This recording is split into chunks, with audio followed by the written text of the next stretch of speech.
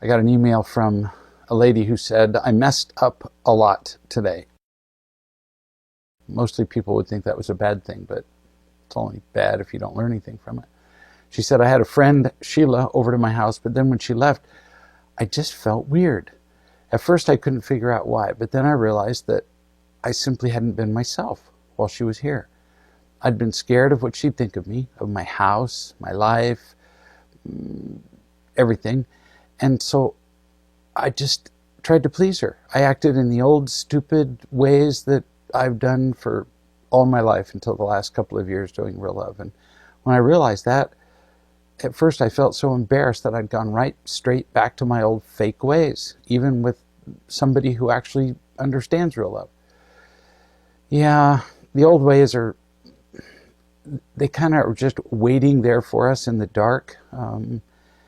And they're ready to come out and take over our lives at any time. We don't have to be afraid. We don't have to live cautiously. We just have to be aware.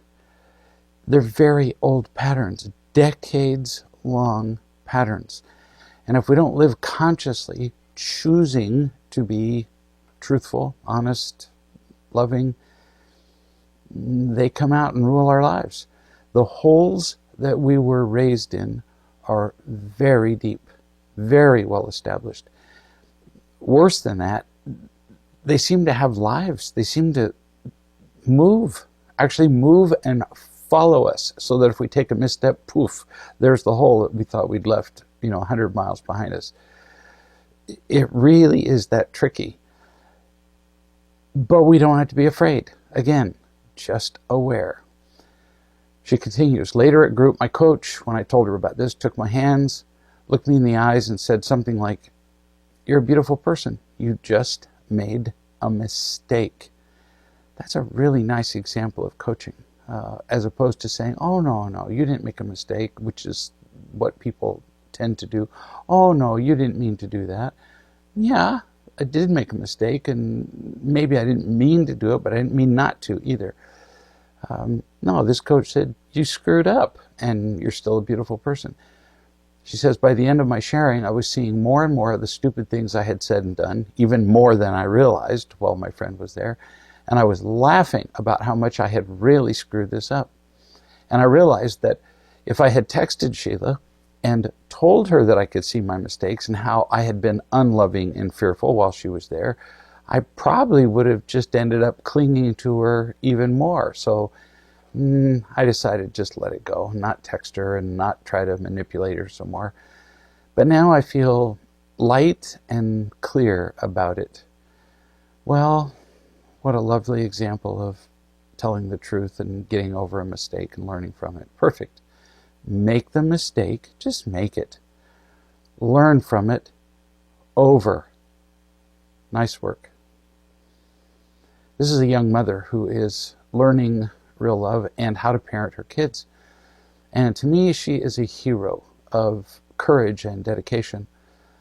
She has one son, Andrew, 3 years old, very angry child, she told me in the beginning, and a 2-year-old, roughly, named Sissy, who's just screams and whines for attention. She used to have endless headaches with her kids before Real Love, but she listened and she consistently did what she was told by people who were more experienced, which is pretty smart. It's really just a matter of taking hold of somebody's hand and following them. I've spoken in a great many foreign countries, and I never worry about it because I just have somebody with me who's from the country. And I just tell me what to do. And I do that.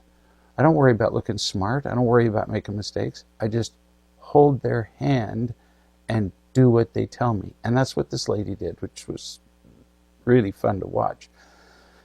She consistently began to apply the principles with her 3-year-old, who she characterized herself as a multiple murderer in embryo. No kidding, he was that angry. And she began to see the differences in his behavior in, listen, one day. One day. That children are dying to learn from us. But if we're inconsistent, it's chaos. If we're inconsistent, it's like living in a world with no gravity. But she wrote after one day she saw some significant differences and it kept getting better. But after a couple of weeks, she wrote. And she said, today was tougher than usual. Andrew was really challenging to me today. It almost felt like the first day after I went home when I was trying to eradicate the house of anger. Today I was trying to eradicate the house of teasing and more subtle meanness on his part toward his sister. Absolutely predictable. This is actually wonderful. He's learned that he can't just outright express anger and hit people and throw things. So he's abandoned that. You've taught him that. And now he's exploring some of the other behaviors that he can get away with. So this actually speaks to your consistency about anger because he's having to find something else. You're getting to deeper layers of hiding and anger with this kid. And it's all happening because you've done the work to this point. This is just part of the journey. It's inevitable. You're amazing. If you hadn't helped him with the blunt, aggressive anger, you wouldn't be getting to this subtle stuff that you call subtle meanness or teasing, which is still attacking and hurtful. He's just doing it more cleverly. You said lots of teasing, and today he had a full-blown tantrum. He's finally realizing that he just might have to relinquish his complete power in his life to you and trust you. And that's hard for him because until recently, you let him run the house. You let him be the parent. So now it's kind of like a last-ditch effort. He has to fight it. He has to see if he can still be the master of what he does, even though he's not happy when he's in charge of his own life and is his own parent. It scares him that you're changing the rules, which you are. Stay the course, kid. Be loving. Every consequence that you give him for his behavior has to be delivered not just without anger, but almost with a smile. You're enjoying him. Now, picture this again, because I'm going to repeat it. As you're giving him consequences, as most parents do, it's like they roll their eyes and they give the consequence, and they may not be overtly angry, but it's pretty obvious they're not enjoying this. It's disappointing, it's frustrating, and the kid picks up on that as I don't love you. So you smile. Example, you go, oh, I thought you wanted to stay out here and play with us, but I guess you want to go in your room and be by yourself until, you're ready to come and join us. Do you see what I'm doing? I'm smiling with him. I'm enjoying him. I'm enjoying the experience of teaching him. It's not the same as mocking. You're enjoying him rather than just tolerating him. If you're just tolerating him while you're giving him a consequence, he's not going to feel loved. You say, he peed his pants during a timeout and he was crying his eyeballs out because of that, because he had to take a shower and take off his favorite shirt. There was just lots of resistance. And kids do find ways to make pretty much everything difficult when you're applying consequence. So this is an example of what I was talking about. You need to be either at or just this side of laughing. So illustration. Oh, well, I see you've peed your pants. Look how I'm not just not disappointed. I'm actually enjoying this experience with him. Oh, I see you peed your pants. So now the subtext is, so now we get to learn something. You don't say that out loud. Okay, then no problem. What do we do next, you say, in a completely cheerful tone of voice. Why do you ask him? Because parents make the common mistake of repeating the same thing over and over to their children. Parents say this to me all the time. Well, I have to say the same thing again and again. Yeah, and by the 100th time, you're getting pretty impatient. The kid can sense it. So after you've told a child something once or twice, they're not stupid. They know what's next. So you don't tell them, now we have to go in and whatever, take a shower, take the pants off. You say, so what do we do now? And and he'll say, I don't know. You say, yeah, you do. You know what's next. Once you've peed your pants, and the tone's everything. Notice, once you've peed your pants, not once you've peed your pants, parenthesis, again, because that's the tone we tend to use with them, and they pick up on all of it. Once you've peed your pants, what do? And then he says, well, we take them off and wash them. Right. It's all in the delivery, all in the tone. You say, I started teaching them to tell the truth to me. Right now, I have them repeat after me because they don't know how to do it. That's acceptable in the beginning. So instead of nagging them, you just say, okay, so say this after me. What do we have to do? And then you say, so repeat. Now we have to take the pants into the whatever it is you do at that point. If they don't repeat after me, you say, I leave them there a little longer to figure it out until they can repeat it back to me. In other words, leave them in their room by themselves. It's constantly loving and teaching, and it's never one or the other. They both have to be done together. And with little kids, you're loving and teaching all day long. And that could seem exhausting, but the more you do it in the beginning, the less you have to repeat yourself in time. So this is genius of you. What matters most is your utter lack of fear in dealing with them. Your fearlessness will become infectious. You conclude, so things are going better, even with the tantrum, but at the end of the day, I am tired. I wasn't perfect, but I'm pretty content because I feel like overall I did pretty well, and I definitely did not lose my patience. I know I need to keep it all tomorrow as well. Of course you're tired. It's new. Learning something new is always emotionally and mentally exhausting. You will become increasingly fearless and less tired. Teaching and loving children the right way is always easier than not loving and teaching them, because you're teaching them the consequences of their behavior now. If you don't do that, you pay the consequence for their behavior later. And that's really much less fun. Actually, you pay the consequences all the way along and later. Here's somebody who says, here's my situation and my question. My fiancée is a widow and I'm a widower. We each have 4 adult children. She owns her home and has her 2 youngest, who are 25 and 27, living at home, and they're in college. A possible problem is that neither of the young adults drive, not even a driver's license. Their mom is still driving them to everything. Okay, so we've got mom driving a 25 and a 27-year-old who don't have driver's licenses everywhere. Now, notice it doesn't say they take the bus or the subway, like if they lived in Manhattan. No, mom's driving them. Oh, this is really not a good situation, and you need to pay attention. Why? Because behavior is everything.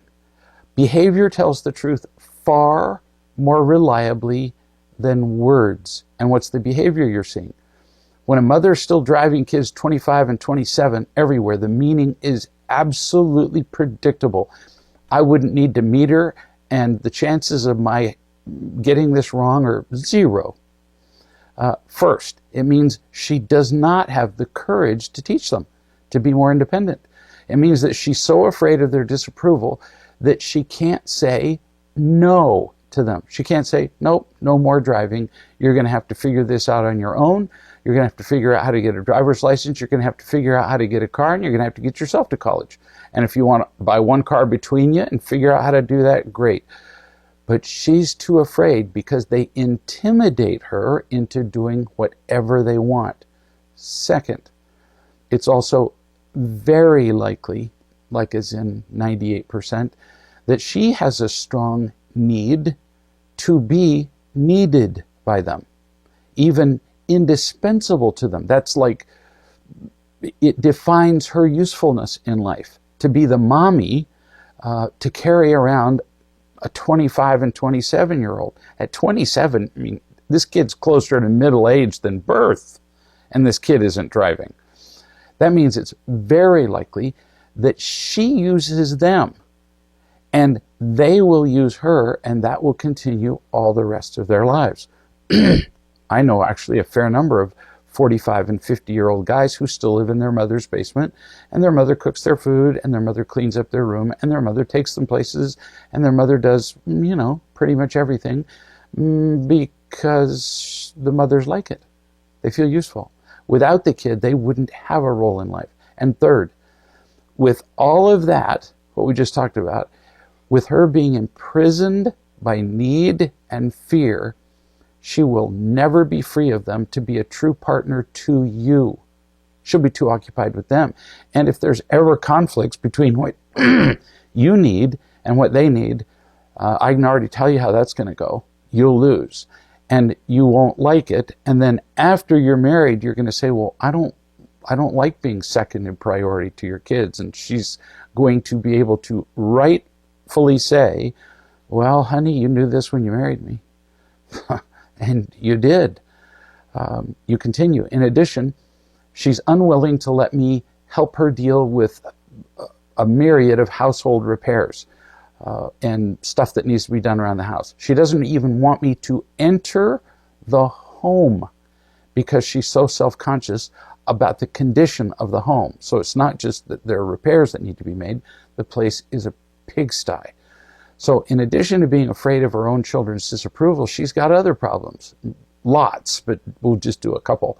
So first, she's so paralyzed by fear that she's in a state of immobility. She can't move. She can't make repairs to her house. And you can bet what the inside of the house looks like. It's filthy, and it's also very likely that she's a hoarder. That's like really high possibility. And second, she's afraid of how she looks to everybody else. So she's paralyzed, but simultaneously afraid of what other people will think of her. So what does she do? Withdraws into her filthy, dirty, cluttered cave, assumes the role of mother. You can bet that she cooks every meal, cleans their rooms, makes their beds, maybe. She does everything for them, but, diaper them. She's afraid to look bad. And that kind of fear tends to destroy relationships. She's just too crippled with fear. You say, we share the same faith. Interesting you would mention that because you're looking for reasons that this relationship might work. Why are you doing that? Because you're lonely. And that's a problem because your motivation for companionship is likely to blind you completely to what's really going on with any potential partner, not just this one. Whole dating websites are dedicated to the distractions that would blind you. You continue, we've both read Real Love. Well, again, nothing but a distraction in the face of fear. The fact that she's read it doesn't mean a thing, which is proven by the way she behaves. Words mean nothing, behavior means everything. And then you say, I'm reluctant to set a date to get married. I'd be reluctant to have another date, much less set a date to get married. You say, because I fear that the dependency her kids have is not likely to be turned around anytime soon. I'm going to say it real clear so you don't miss it. You would be insane to continue a relationship with her as things are now. I'm not exaggerating. She has many reasons for you to be more than cautious. I've seen this kind of situation far too many times. Her children, really, her needs and her fears about other things, so it's just all need and fear, rule her. And you will never be a full partner with somebody who's ruled by need and fear. It's impossible. And anything less isn't really a marriage and could easily turn into a kind of living hell that you'd wish you'd never done. Far better to remain single than be in a relationship with somebody like this. So, is change possible? Maybe, but she'd have to be eager to learn to live and love differently, essentially change her whole life.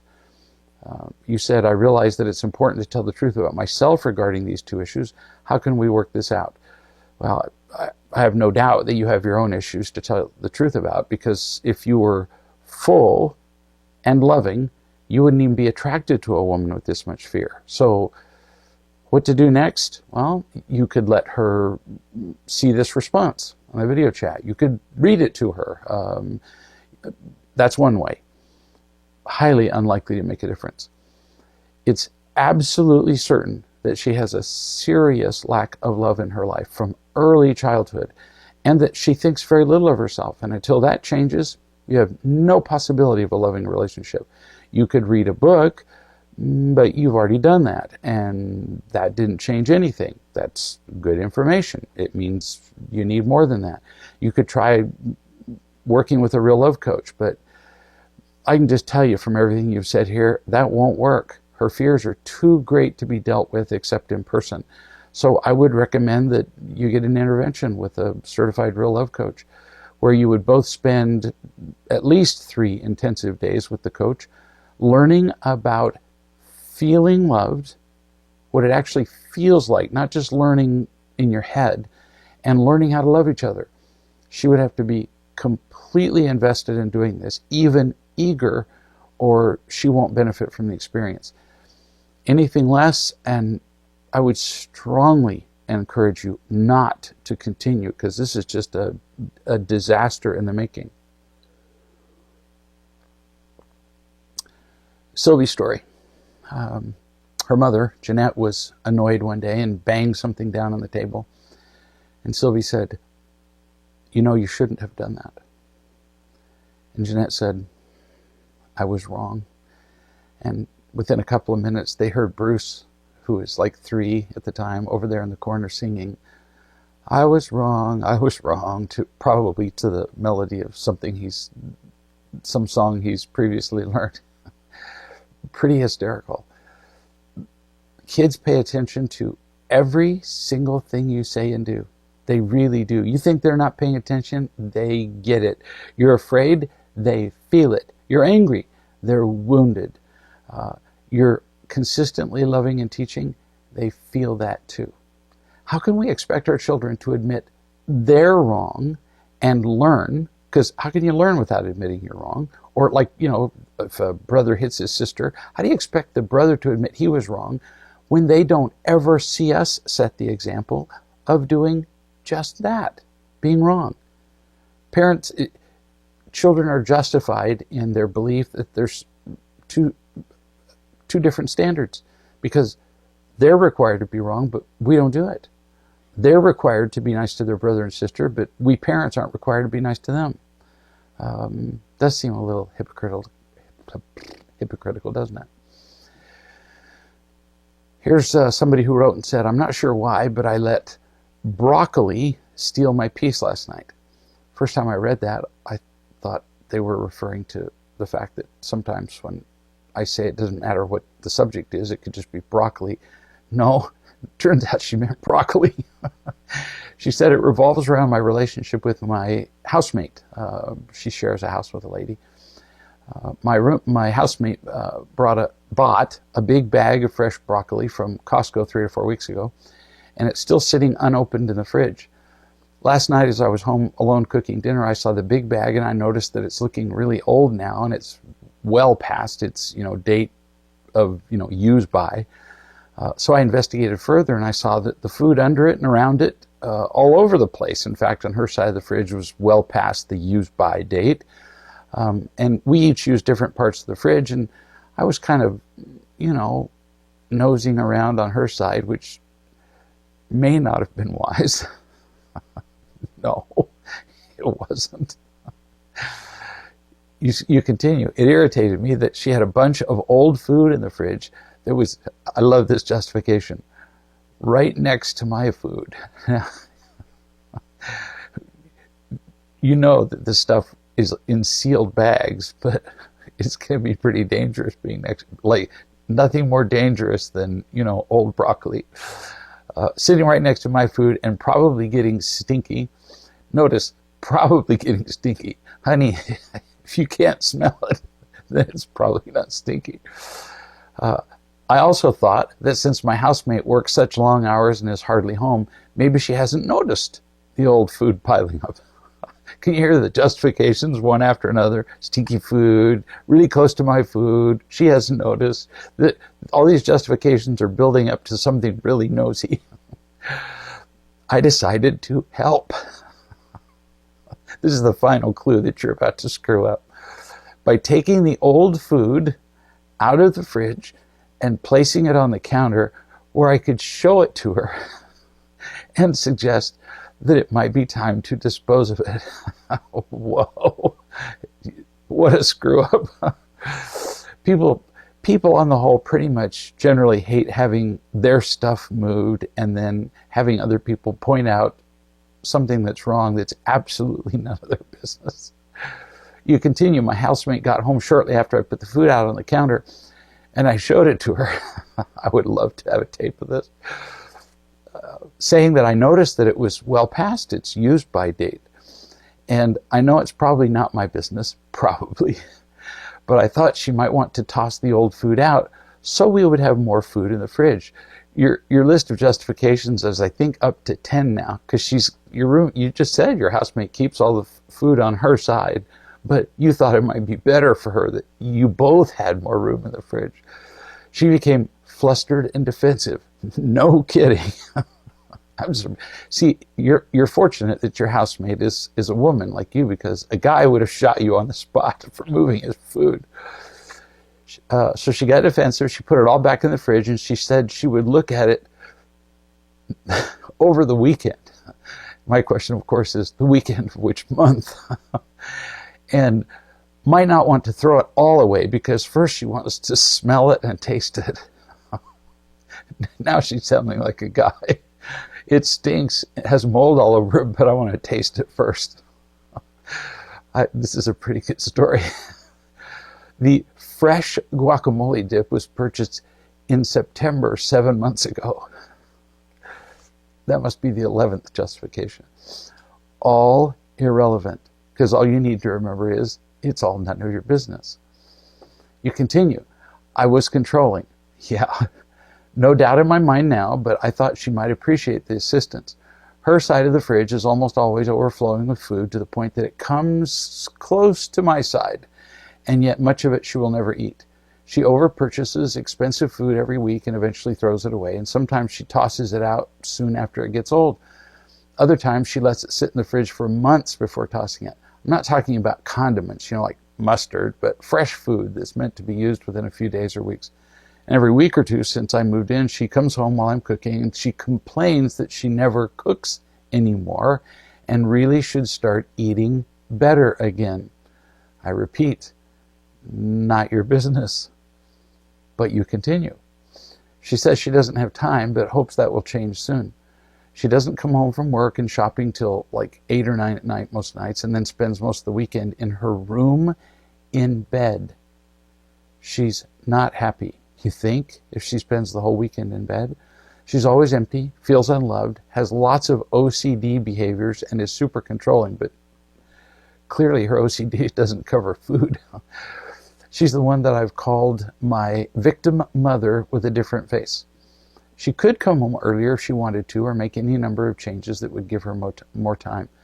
But honey, she literally doesn't know how. She's stuck in an old, miserable life, and you ain't her mom, and you ain't her coach. You say, why did I get drawn into this silly battle? I know it's not my business. Well, you kind of know, or you wouldn't have pulled the food out. And it won't lead to her feeling loved. I thought maybe she'd appreciate my help. That's very cute of you. That's my way of saying, you got to be kidding. You say, why does she save old food and keep purchasing things every week that she has no intention of eating? Oh, this is really easy. She buys healthy, fresh food because for a brief time, she believes the illusion that it will make a difference. It actually makes her feel healthier, but not for long.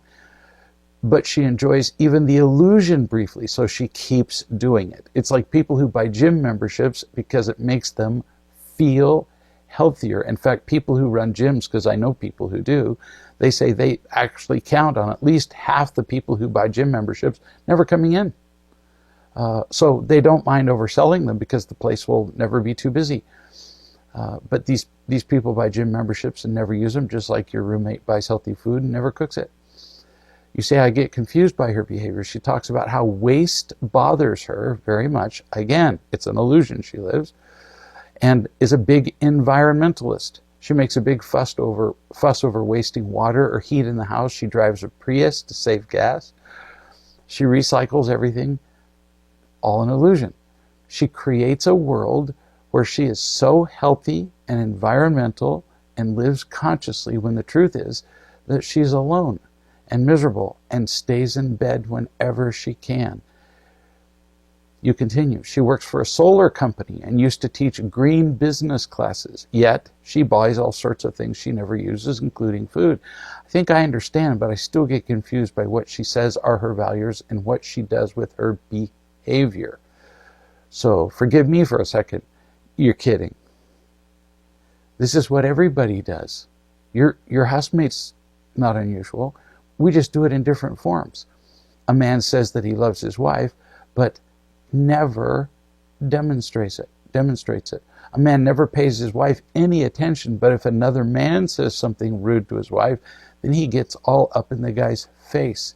It's all an illusion.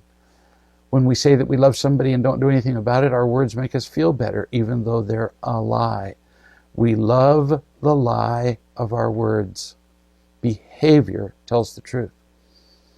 You say, I'd like to have more compassion and let go of my irritation. We'd both be happier if I did that.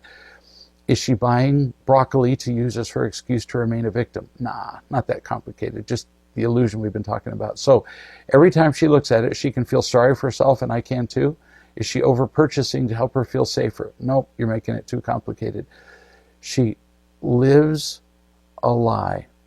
She speaks a lie, she buys a lie, and then she's alone and miserable. But briefly, she feels healthy and contributing to the environment when she does healthy things. When she recycles, for example, and then spends all weekend in bed. And we all do variations of that. So what she does is absolutely none of your business.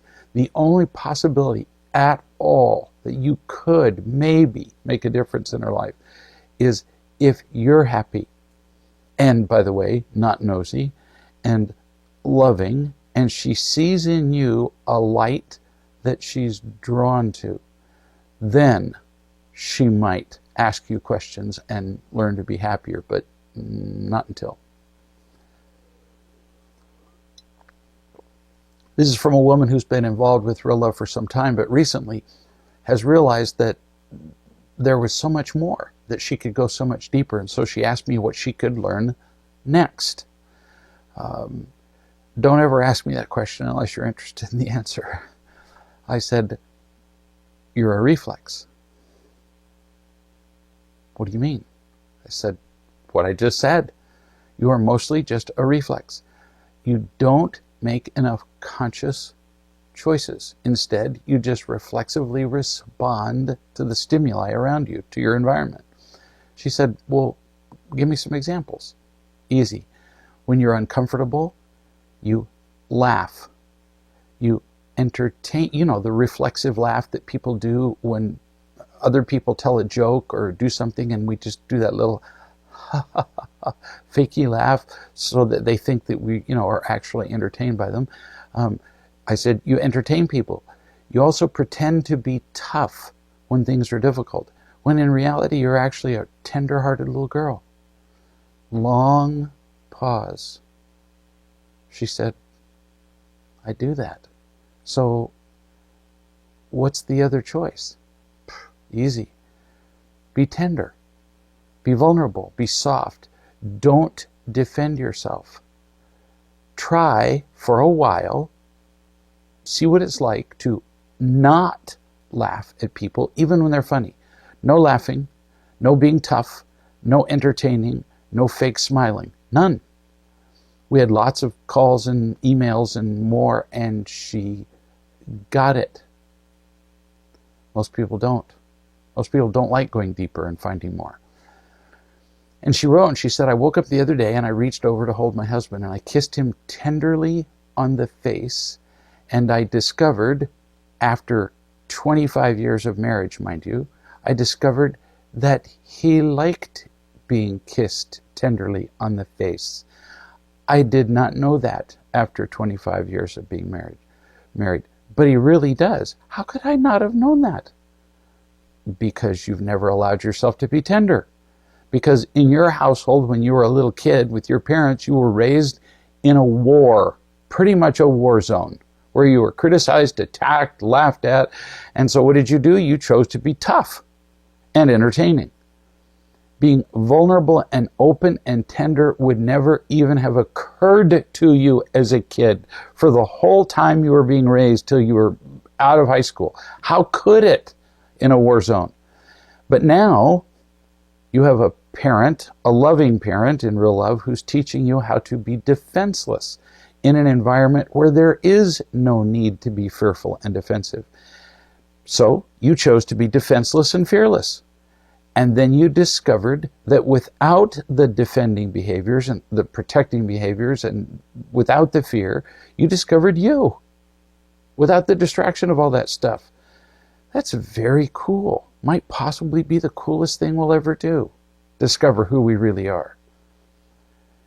You continue. I just got off the phone with my husband. I listened as I spoke to him, and I heard my own tone of voice and thought, who is this woman? What is that tone of voice? And he responded with gentleness, gratitude, and complete connection to me. Who knew? Well, sometimes it takes time.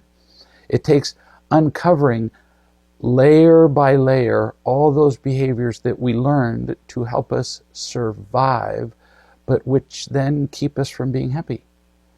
And it takes all that time and uncovering and trusting to get to who you really are. But it's worth it, as you have discovered, as many others have. You say, and I'm discovering that being me is actually, this is really important for everybody who's listening. She said, I'm discovering that being me is actually less work than all the fear and protecting. It's me. I can be me easier than pretending to be somebody else. And it's more fun. And I like it. And it's true, so I can keep it up. I'm so excited about all this. Amen, honey. Most of us spend our entire lives never seeing ourselves. Because early on, we learned what other people liked and didn't like. So we learned to change our behavior to suit them. I was watching a movie. It's kind of a scary movie, but very poignant about human behavior the other day. And at the end, the lead character, who was the villain, said, I won't get it exactly right, but he said, I decided early on that I would rather be a fake somebody than a real nobody. Whoa. Which is the only thing you could conclude if you grow up around unloving people. So we learn to become competent, aggressive, entertaining, tough, compliant, withdrawn, pick a behavior. And we come to believe the part we're playing. We believe that that's us. It never occurs to us to let it all go and let people see us instead of being entertained, instead of them being entertained, frightened or not frightened or impressed or whatever by us. So we can learn to be our real selves as we chuck the behaviors and as we just be open and vulnerable initially with people who are capable of loving us. Being ourselves is the ultimate true freedom and possibly the ultimate discovery. We think it's a great deal to land on the moon and to go to the depths of the ocean and to look into outer space, but the real discovery is right here, sitting right with you, living with you every day. It's a very cool way to live. This is from a woman who's been involved with real love for like a year. She said, Harvey, her husband, and I had a date night tonight. We went to see a pretty simple movie, an animated film even, And I loved it. It was cute and funny. And when we walked out, I asked him if he liked it. And he said, yes. And then he added, there was definitely some commentary on social issues there. You'd have to know him to understand how funny that is. She says, I chuckled a bit on the inside because I think he was doing the intellectually superior thing. Beautiful, my dear. You are seeing him better, that he defends himself by being intellectually superior. But you're seeing it without being bitter, because you used to see it occasionally, but then you'd be bitter about it. This is perfect. This will serve you very well with him. Just sort of an aside, because I know him. He intellectualizes everything, including sunrise. He gives you a lecture on the wavelengths of the light that you're seeing, because it makes him feel superior. It makes him right. It makes him in control, because he's living in his head. And the only inhabitant of his head is, well, him. She continues. But out loud I said, oh, like what? Meaning social commentary. And he told me a bit about the more adult messages of the movie and how he had interpreted it. And I said something about how I liked how one message was that you can be whoever you decide you want to be. And he said, well, yeah, I guess that too, but that's boring. Every movie talks about that. He needs things to be complicated. Yes, he really does, because then he can be superior and right about that thing. Notice, you made an observation about an issue in the movie, but no, that wasn't intellectually enlightened enough for him, and actually was insulting. But you didn't take it as an insult. This is brilliant. This is a great example for everybody's listening of how we can actually be victimized. He was making fun of her. He was belittling her, but not feel like victims. She just chose to see him as defending himself with his intellectual superiority and not do anything about it. He uses this because when he gets intellectual, on the whole, with most people he's with, he has the greater capacity to think, which he ought to, since he lives in his head all the time. He's pretty practiced at it. And he can think more complicated things than most people. You say, he often tells me how he hates things that are simplistic, things that are black and white. I wonder if maybe he looks for things to be complicated so that he can seem smarter. Yeah, that's why he does it, just what I was saying. And again, you're seeing it without bitterness. You're just seeing it as information.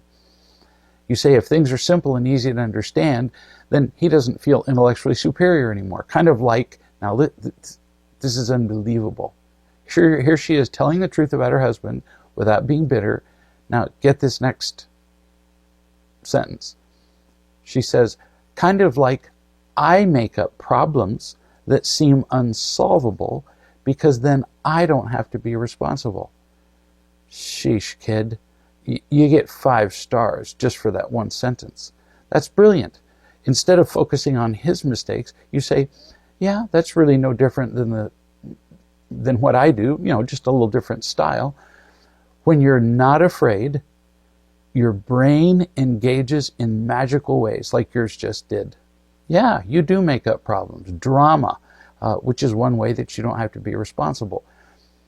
But you're seeing it. He simply avoids responsibility by intellectualizing, but he doesn't see it. All the forms of not seeing who we really are and what we do are deadly. They're just different flavors of poison. You say, in a way, when things are complicated, he can get away with saying things like, well, it's just not that simple. There's no easy solution to this, instead of just working on the solution. So maybe it's a way for him to be irresponsible too. Just a little different from my way. I'm not sure if I'm seeing clearly on this. Honey, you're seeing brilliantly on this. That's just exactly what he does. If it's complicated, he can turn it into an intellectual discussion, an unsolvable one, instead of just doing something to move forward in his life. And the progress you've made in the last year is just beyond describing. Here's somebody who says, I used to think of my job as annoying And my bosses were just so unreasonable. And now I think of my job as twofold. I provide services and support to my clients, and I help my supervisors in whatever way I can to make their jobs easier. That's brilliant. That's why you're at work. That's why they pay you. With that attitude, you say, I don't mind doing things just for my boss that I used to find irritating or demeaning. It's all about my perspective. Amazing times two. We choose our perspective. And once we've done that, from our perspective, another word for judgment, come our feelings and behavior. You say, helping my bosses and doing whatever they need is no big deal for me now. And see, you changed this all by yourself. You continue, such a nice change from my old irritations and resentment when I believed that my bosses should think about my needs first. I'm smiling as I'm doing something extra for my boss this very morning simply because she asked me to. And I remember last year I would have been irritated. It's like I'm living on the new planet. Yeah, you really are. And it's fun to see. You're happier, you're stronger, you're living your life truer, all because you trusted. That's quite an accomplishment, kid, and an example for all of us who are listening to this. Here's a lady who writes and says, I just wanted to share this with you, how real love is changing my life and the lives of my grandchildren. Nice to hear. Yesterday, my granddaughter, Tara, challenged me, and listen to this is a grandkid, challenged me not to shout, raise my voice, but to stay calm. What a challenge. I thought, well, I'll just keep a tally of the times that I fail and write why so that I will recognize it in the future. Good homework. Yesterday's tally was 3 times that I shouted and didn't stay calm. Just sort of a little by the way, if you tallied 3 times, I would bet 7 or more. But you continue. I was conscious all day of my reaction to things, working toward my calm and peace. So it turns out the number of times doesn't really matter all that much. You're just being more aware. That's the key. And you say, I was surprised at how many times I reacted to stuff. Actually, most people do little but react all day, every day.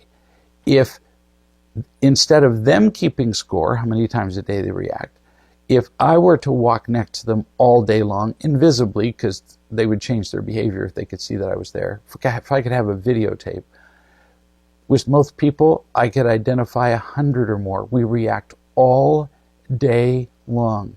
A study showed that when people are filmed and they're just talking to a stranger, they lie, and that's just one form of reacting. Doesn't include the other forms of protecting. People lie on average 3 to 5 times a minute that they're speaking. Most people don't make conscious decisions at all. They just react. You say, today was a big test for me. I took my grandsons out. I had an amazing afternoon. My grandson kept running up to me, throwing his arms around me and saying, I love you, Grandma. And he's never done that before. Let me tell you, kids are a powerful indication of how you are being. They react very sensitively to love and to the lack of it. And these kids are beginning to feel the difference in you. When parents call me and they say, I have a child who's acting out, I say, well, there's usually only 2 possibilities. The kid is tired, the kid is sick, you're traveling somewhere, or you're the one who's having a behavior problem and you're not being loving to your kids. You say, he kept saying, I love it when you're happy, Grandma. I love it when you don't shout. And then I asked my grandson, have I shouted today? And he said, no. And then I said to my grandson, I must be happy then. And then he said something that shocked me. He said, you don't shout as much anymore, Grandma. What a lesson from a child, huh? Here's something that you haven't noticed for all of these years, And it takes you didn't say how old your grandchild was, but just guessing from the language, probably, 5 to 8.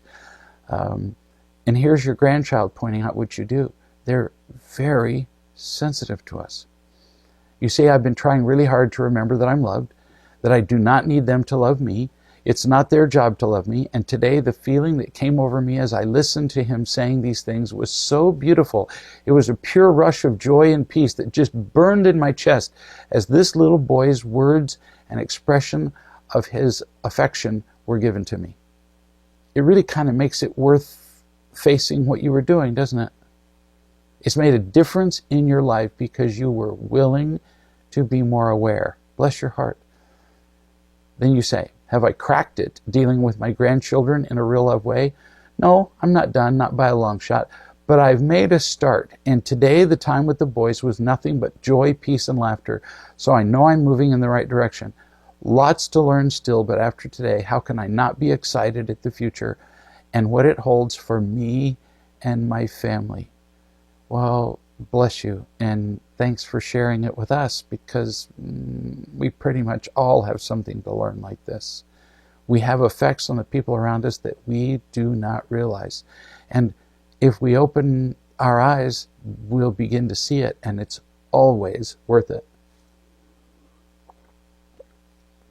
Here's somebody who says, I came back from group tonight and it sounded like the evening went terribly. My husband, Tim, said that our 2-year-old, Kelvin, had been defiant and pushing all his buttons, and he just wasn't going to allow that. That's the husband. Kids do not push buttons. They simply act their age.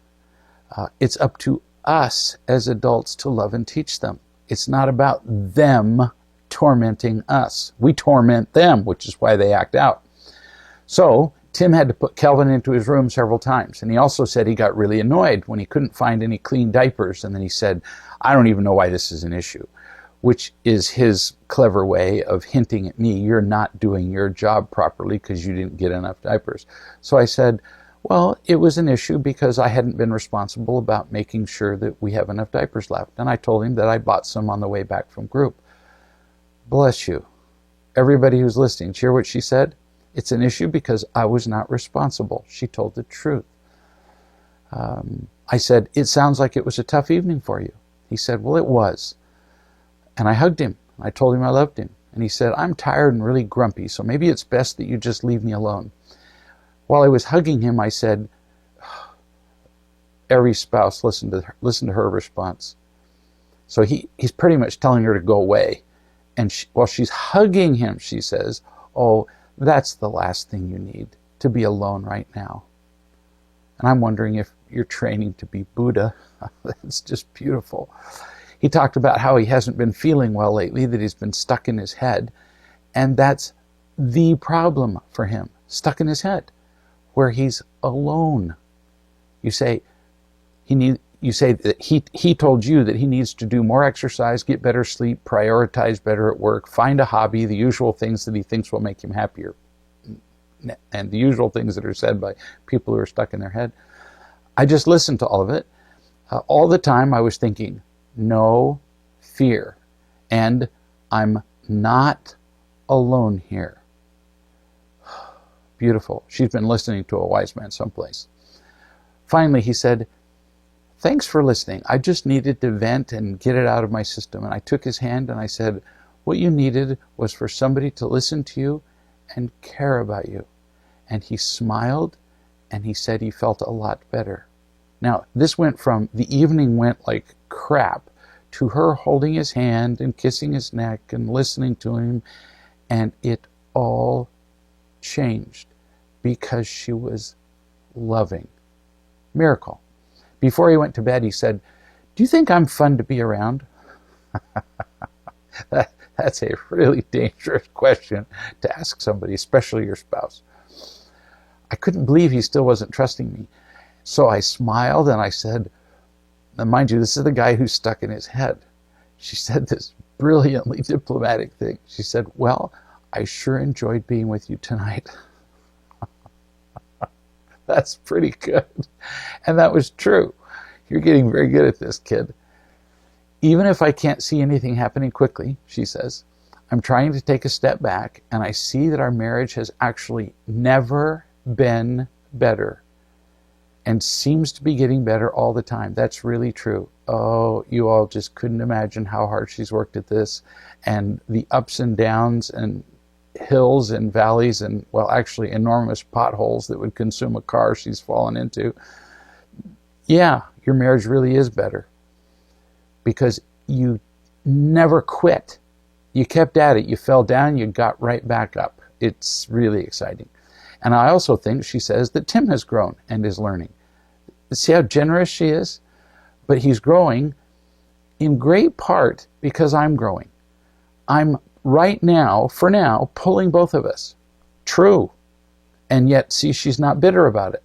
Tonight I was full enough to listen, to be kind, to give him what I needed, but that's not always the case. Right now I'm tired. And sometimes I do wish that he would do some work on himself too, that he would, write to you or talk to a coach or go on a call or something. And then she says, I need to go to bed. Very good choice. This is a woman who's pretty much done all the emotional work in her marriage. And yet, the more she does, the more he progresses and learns. She wishes that he would do more on his own, but instead of griping about it and confronting about it, which most people would do, she just keeps doing the work. And their marriage, as a result, is better than it's ever been. So is it worth it that sometimes it may be what some people would call unfair, and that she has to do more? Yeah, it is, because the alternative is for her to confront him, to tell him that he's wrong, tell him he's being lazy and irresponsible and selfish and unloving, and then they'd have the marriage that they had, a year and a half ago when it just was terrible. It is always worth it when we as individuals find the love we need, when we learn to trust it, when we learn to remember it so that it lasts more than a couple of minutes, and then eventually learn to share it with the people around us. You can't lose by sharing the love you have with the people around you, even if they don't respond. But as you heard with this lady with her husband, as you heard with the grandmother, most people do respond when we're genuinely loving and not just impatiently waiting for them to return love back to us. So we always end up being happier when we do those things. Find it, trust it, remember it, and share it. Couldn't recommend it strongly enough for all of us. See you in a week.